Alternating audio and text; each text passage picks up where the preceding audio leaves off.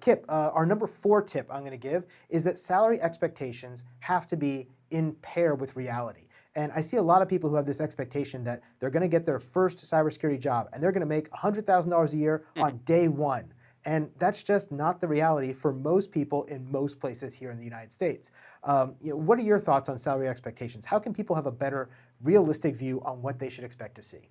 Right. Yes. Well, first of all, you're going to see a lot of crazy data being thrown around, especially by, colleges, universities, boot camps, anybody who can make money by telling you that you can make a ton of money.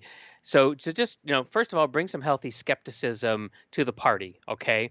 Now, here's the real challenge is that finding reliable salary data is extremely difficult.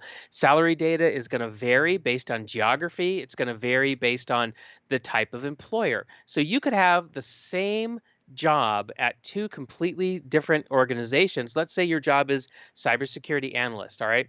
That job might pay $95,000 because it's a mid-level job, and $95,000 might be, say, for a company that has let's say 700 employees or 1,000 employees or something like that. But that job at a much larger company that has 10,000 or 20,000 employees will probably pay more.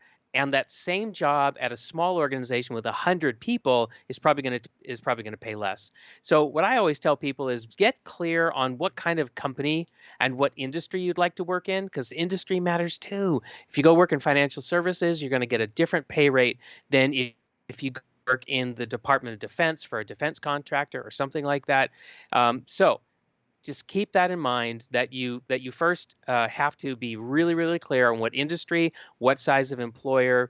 Okay, then what you can do is you can go out to cyberseek.org. Big surprise, we mentioned that again. This is a really great website.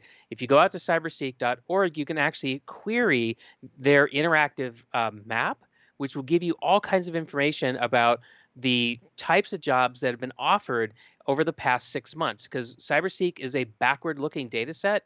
So you're not going to find jobs on there per se, but you're going to see some trending information, and you can then take that information and then you can pivot over to, for example, LinkedIn.com and their jobs function, and then you can do some more research to find salary ranges. Episode 13 from a long time ago. I can't believe we're up to episode 59 now, but episode 13, I talk about how exactly to do that, how to get on cyberseek.org and find those salary ranges so that you can ground yourself. Yeah, and I think it's really important to ground yourself here because I'm going to give you a quick story here, Kip, if you don't mind. Please. My first job as a college professor was actually at a community college up in Anne Arundel County at Anne Arundel Community College, which is up in Maryland.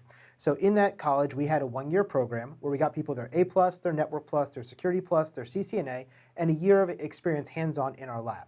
And then we would help place them into a job into 3 main companies. There were some in Northern Virginia, some in DC, and then some in Anne Arundel County.